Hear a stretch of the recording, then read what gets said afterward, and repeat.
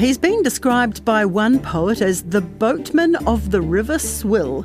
Newsroom's Bard is talking about the Speaker of the House of Parliament under fire as the ref of a particularly fractious bunch of MPs.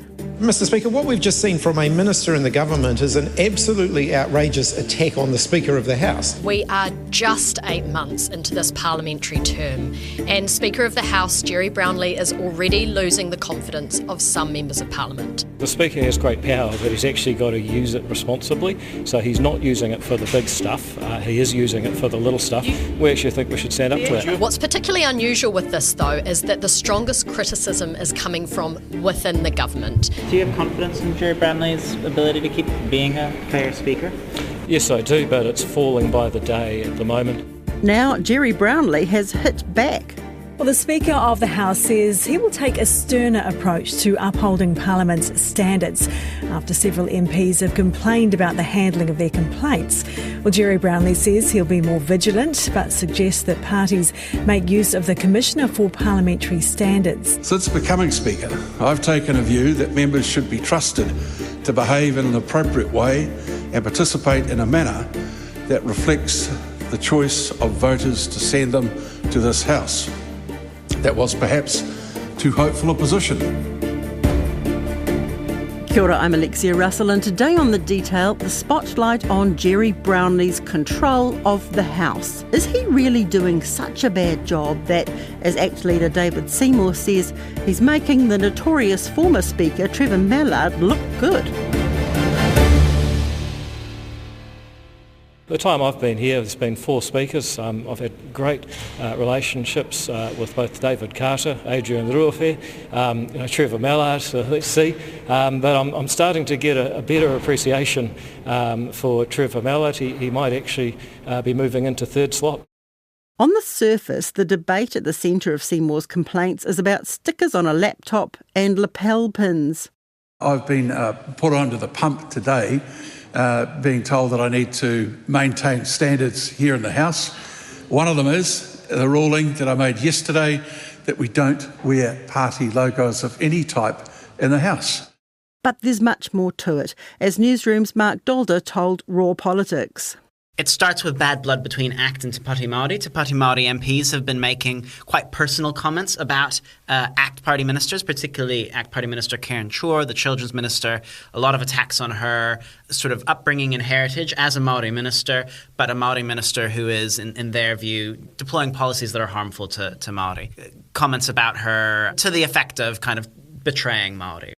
Karen Chor had raised concerns with the media last week that she felt that the comments and the sort of attacks on her and sort of playing the person rather than the ball had spilled not only in Parliament and in the House, but out into the hallways of Parliament too. And she felt that it was increasingly more toxic and she was feeling unsafe and made some comments around sort of not really wandering around the hallways of Parliament anymore because of the comments she was getting about the work that she is doing. This is Jo Moir, RNZ's political editor. The complicated bit of all of that for the Speaker, of course, is that he only has control in terms of what happens in Parliament. He has no control in terms of what happens out in the public sphere and sort of any feedback or backlash the minister might be getting through social media or emails or to her face out on the street. And there certainly has been a lot of sort of protest and concern. We've seen it here on the forecourt of Parliament even in recent days and weeks. So there's plenty out there, and I guess you have to be careful to not conflate the two because Gerry Brownlee, of course, doesn't have any control or power. It's not in his remit at all to be dealing with that public response, which, you know, some of it would be upsetting to Karen Chor because it's a heated conversation that's going on around some of these issues at the moment. But the Speaker, of course, has to just manage what is happening in Parliament. There hasn't been any names or sort of evidence put forward in terms of the suggestion that it has spilled out into the hallways of Parliament and what that looks like or what that might be. In the meantime, Karen Chor has said that now that she knows about this process that exists in terms of the Commissioner, she'll go away and have a think about that and see whether it's a process she might be able to use. But obviously David Seymour has said that they don't think that the Commissioner is a good avenue. So, yeah, a little bit between a rock and a hard place at the moment for Karen Chor, really. Yeah, for sure. And I mean, I guess in a way she should expect that such a contentious policy that she's the face of is going to get this kind of vitriol.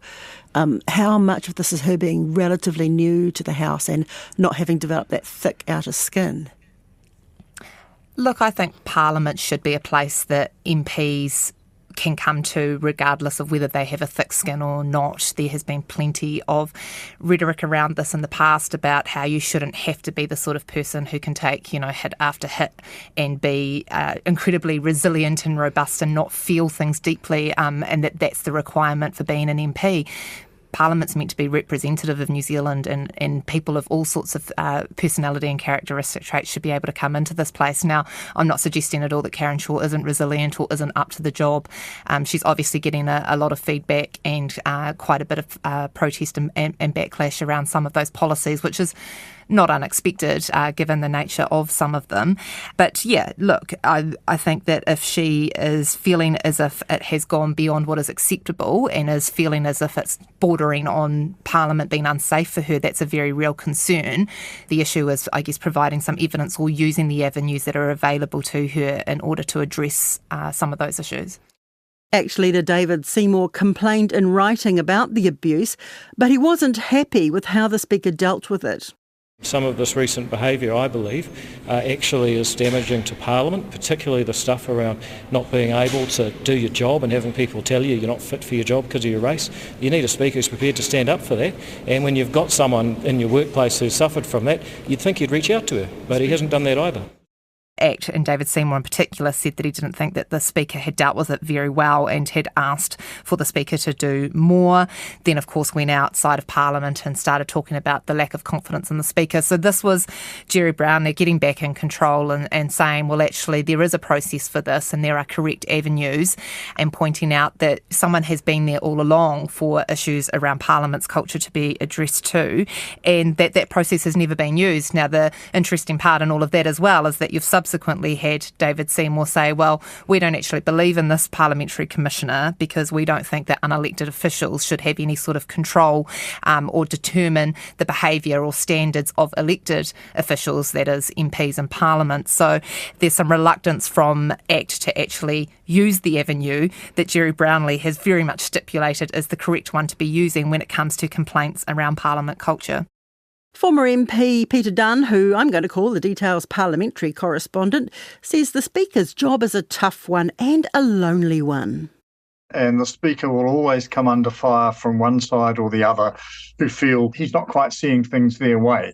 And that's part and parcel of the job. But I think part of the difficulty at the moment is there appears to be one or two inconsistencies in some of the things that Gerry Brownlee is ruling upon. And that always gets under a party's skin if they feel that not only are they getting the wrong end of the deal, but also that it's not the same deal as applies to everyone else. I think it was ACT that originally raised it, and then a National MP jumped in as well a couple of weeks ago now about some stickers that were on a Te Pāti Māori MP's laptop when she was speaking in the House. And so, that got a little bit of attention and kind of had the spotlight put on it. And so the precedent had been set in recent weeks of there not being logos and not being advertisements for anything in the House. And so it was almost as if, because ACT leader David Seymour was frustrated by the lack of sort of communication or help he was getting from the Speaker Gerry Brownlee when he initially went to him about Karen Shaw, he used something to make a point, and he basically, it was a political stunt really, in the sense that he knew that if they all wore their lapel badges with ACT written on them and ACT colours into the House, that it would probably become an issue and it would be ruled as a problem and that Gerry would deal with it, and then that would give David Seymour an opportunity to say, this is how ridiculous Parliament is. You've got a Speaker who is prepared to not let us answer questions in the House and waste the House's time because of a badge on our lapel, but he's not dealing with the bigger issues at play, which is, an MP feeling like Parliament's become a toxic and unsafe environment. So it was a very strategic thing that David Seymour was doing, and of course it did capture the attention and it did make it into the media, and probably in some ways a lot of people outside of this place watching and reading and listening to the news probably heard more about lapel gate, logo gate, badge gate, whatever you want to call it, more than they heard about the issue that David Seymour was having with Gerry Brownlee around culture and the toxicity or not within Parliament. So it kind of, the message got a little bit lost in the end because it was used to draw attention to something else. But then at the same time, people kind of went, well, that cheapened the point he was trying to make a little bit around Karen Shaw, using that sort of stunt to do that. So what you had really was Gerry Brownlee just enforcing something that had been raised a couple of weeks earlier. He did what his job is, which is to be consistent in those rulings. And because there was kind of an ulterior motive going on there around using Lapelgate to raise a wider issue, it blew up probably more than anyone anticipated. It's long been against the rules to have overt displays like party posters and things in the chamber, either on your desk or on something like stuck to a laptop. But all parties over the years, MPs have worn their little party lapel badges as an advertising brand, and the ACT Party does it sort of almost de rigueur. So what Brownlee ruled last week was he upheld the ruling about you can't have bumper stickers or the like on your laptops in the House, but he then extended that to say, well, that also means you can't wear lapel badges in the House, which is, a trivial little thing. But he then went further and wouldn't recognise ACT speakers if they were still wearing their lapel badges, which seems to me to be a step too far, because after all, the Speaker, when they take office, always pledges to uphold the rules and privileges of the House without fear or favour. Now, saying to members you can't speak in the House because of something you're wearing on your lapel seems to me to be just a step too far. Do you think a little tiny lapel badge that basically no one sees on television anyway is beneath that notice? I do. And it's not just something that's happened, the ACT Party's invented. I can remember over the years National MPs, Labour MPs, even Social Credit MPs and New Zealand First MPs all wearing the little party insignia. So it's not something that's new, and I think it's just been tolerated and ignored. But the Speaker this time seems to have said, well, to be consistent, if I'm not going to let people have big bumper stickers or the like on their laptops in the House, then I can't let them wear lapel badges. I think that's where he's gone a wee bit too far. Do you think this is a case of Brownlee trying to be overly fair and to sort of even things up? I mean, the stickers that were on the laptop, they belong to Te Pāti Māori. Do you think that he would be worried about being accused of being racist if he told them to cease and desist but not ACT? Yes, I do. And I have some sympathy for him on that point, but I just think this is a case where a little bit more sober reflection might have been required before taking that next step. But it's just an example of how sensitive things can become, particularly in the sort of fraught environment we've got at the moment. How come I can't do this, but they can? That sort of mentality just escalates and becomes much larger. And if the Speaker hasn't got the cooperation and support of the House, it becomes very difficult for them to do their overall job. And is he losing that support? Well, it's interesting. I don't think he is, but on the other hand, David Seymour's none too veiled public attacks last week seem to me to be a little unusual. There's a convention in the House that you don't criticise the Speaker. In fact, under the standing orders, the only way you can criticise the Speaker is to move a formal vote of no confidence in them, which means that's a debate in the House.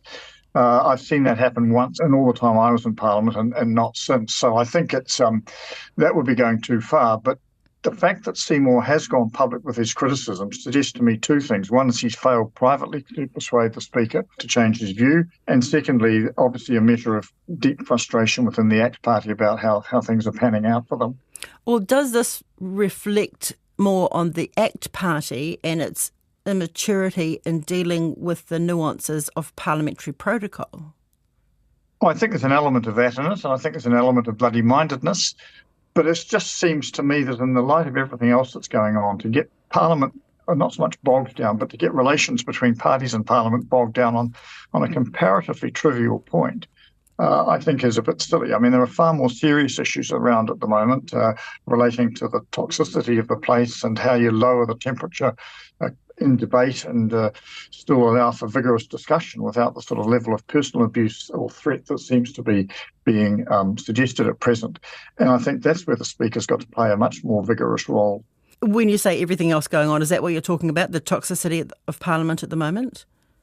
Yes, and this is not new. I mean, we've had debates about the culture of Parliament and the way in which the environment generally behaves in the last few years. I mean, the Debbie Francis inquiry, for instance, has been another couple of inquiries. So this is not new, but to have it now break out with the level of, I think, vitriol that seems to be accompanying it at present, is quite worrying, and I would have thought would be something that would be consuming not just the attention of the political parties, but the Speaker as well, because he ultimately is the Speaker for Parliament. And does Gerry Brownlee still have control? I think he's got control. I think he's done a pretty good job so far. I'm not being critical of him in that respect, but I think there's a danger always when you've got control just to sort of over control. You know, I'm in charge here, so do it my way, and that sometimes goes a little too far. It may be the former teacher and Gerry's background coming to the fore, but I just think there's a time where you just need to pull back and work out what's feasible, what's not, what's important and what's not. And frankly, when we've got whole issues regarding the way in which Karen Chur says she's being treated, the question of lapel badges sort of should fade into the distance. It is pretty toxic, but I don't know that it's that different from years gone past. You had Chris Hipkins, the opposition leader, Labour's leader, talk about this on his media round on Wednesday mornings. I don't think I've seen more evidence of bad behaviour in Parliament in the last year or so, since it's been the entire time I've been in Parliament. But I think what we have seen is that there's less tolerance of it, and I think that is a good thing. I think there's probably a little bit of truth to that, and that's a good thing. I mean, the point of the Debbie Francis review into the culture of Parliament was to say there is an issue here and it needs to be dealt with. And there has often been commentary in recent months or so around how many MPs have been referred to the Privileges Committee, for example, and MPs being censured and asked to apologise more often in the House. And I think there has felt like there's been more of that. I don't think that that means that the behaviour hasn't existed previously. I think that the tolerance and the threshold has just changed, and like I say, that's a good thing, and possibly too, media are reporting more of it, and so that puts a spotlight on it too. And again, I think that's a good thing, because that's one way of, I guess, making things a little bit better all round. A lot of the work the Speaker does is behind the scenes, getting the parties together and talking through the issues and talking through expectations of behaviour. And I've recalled speakers over the years who on various occasions have got if not all the parties, then the parties involved in a particular dispute together and said, now look, you can have your differences, but we're not going to play it this way, and we need to work out a pathway forward. I think that's the sort of thing that needs to happen. Clearly, if the ACT party is out there saying that they're rapidly losing confidence in the Speaker, it suggests that there's not too much external dialogue taking place, and I think that probably needs to be encouraged. I think Seymour and Brownlee and one or two others need to get together fairly quickly just to sort this out. Where does the balance lie here? Is Karen Chur right to say that she's being bullied and harassed, or is this a natural part of her being the front person for a very unpopular policy? Well, to some extent, it's a little bit of the latter, but it seems to me clear that she is being singled out in a way that's going beyond the professional, if you like, in the current debate. I mean, her personal situation, her personal background, her personal views are not really relevant here. What should be being debated are the merits or not of the policy that she's advancing. And it seems to me that by personalising the debate in the way in which it appears to have become personalised, that does have impact on personal sensitivity. Against that, of course, Parliament is a robust place.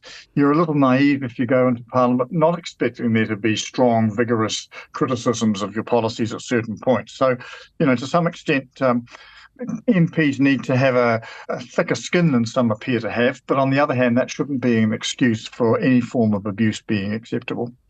Yeah, and I mean, being told that she's been made a puppet by her party seems to me a kind of an insidious attack on someone because of their personal background. Yeah, I think, and that's the sort of grey area we're getting into, and I think that's where the Speaker needs to step in very quickly. For instance, it's against the standing orders to suggest that a member of Parliament is subject to external influences. You are the puppet of big business or the trade unions or whatever. You can't say that about an MP because MPs are expected to exercise their own judgment, rightly or wrongly. So it seems to me that saying that someone's just a puppet of the party or puppet of this or puppet of that is getting pretty close to that borderline and does need to be reined in.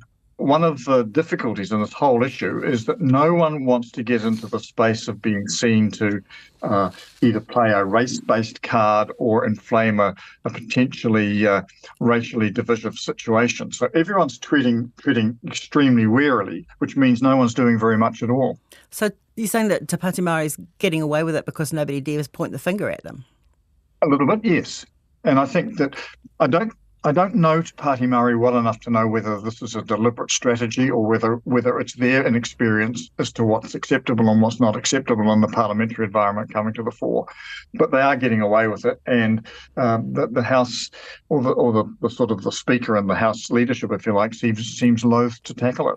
Well, it's tough when you know that the racism cries will go up immediately you do something, I guess. Yeah, and that's the problem. And the difficulty then that gives rise to is when you get someone like Karen Chur saying, hey, look, this is adversely affecting me and I'm not getting the protection I feel I'm entitled to, rather, and I'm Maori too. And, so it becomes a much more difficult situation. But you don't resolve it by pretending it's not there. So is Gerry Brownlee the right man for the job?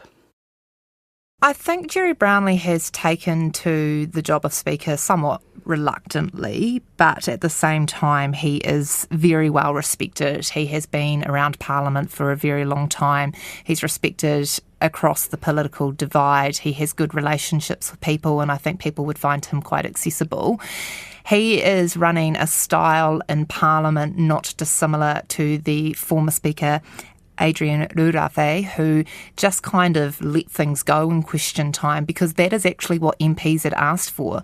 Under the Speaker before Adrian, of course, we had Trevor Mallard, who sort of played a real stop-start game in question time and pulled up a lot of things, and MPs got quite frustrated by that and wanted, sort of advantage, I guess, if we're going to use a sporting metaphor, to continue. And that was the sort of request, and you saw that from Adrian, and I think you're seeing that from Gerry Brownlee continue, because that's what's been asked for.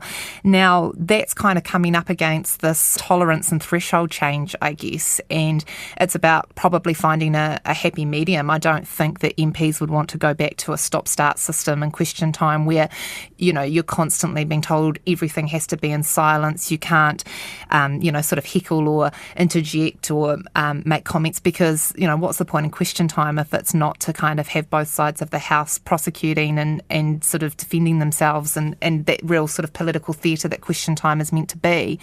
So I think Gerry Brownlee has just come into this with sort of a baseline of what politicians were wanting Parliament to be and how they wanted question time and the House to run.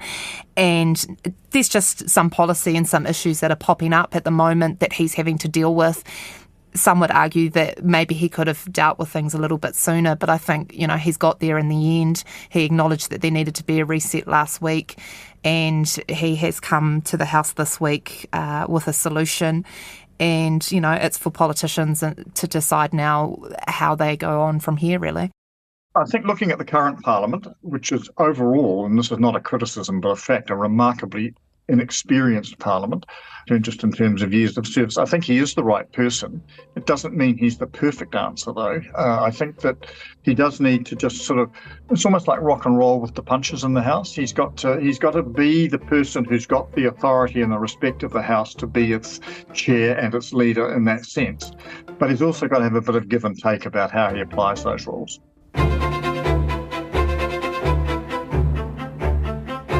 That's it for today. The Detail is a newsroom production made with the support of RNZ and New Zealand On Air. This episode was engineered by Rangi Poick and produced by Gwen McClure. Thanks to Peter Dunn and Joe Moyer. I'm Alexia Russell. Mā te wā.